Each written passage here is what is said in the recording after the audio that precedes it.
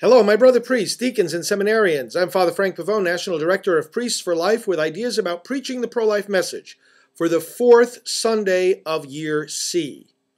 The burdens and blessings of being a prophet. This is what we read of in the first reading and the Gospel. And those who promote the culture of life are indeed prophets for our times.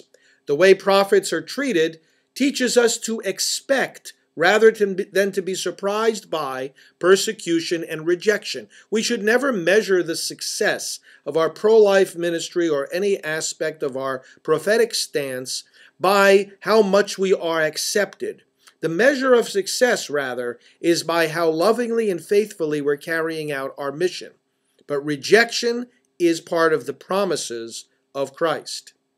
We see in the writings of Pope Paul VI on evangelization, furthermore, that the witness of life, which is essential to all prophetic ministry, must be also accompanied by the word of life.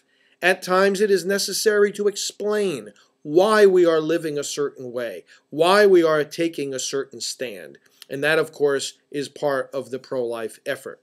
In the second reading, we have a whole teaching on the meaning of love. And the pro-life movement is a movement of love. You can think of it this way. We have a whole segment of humanity that has been excluded from the most basic requirement of love, that you recognize the one you love as a person, and you give them the protection of their lives. And Jesus said, love your neighbor as yourself. In other words, recognizing your neighbor, a person like yourself. And this is what our society fails to do to the unborn. So the pro-life movement is a surplus of love for those who are most unloved.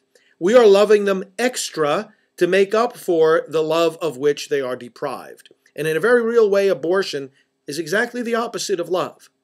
Love says, I sacrifice myself for the good of the other person. Abortion says, I sacrifice the other person for the good of myself.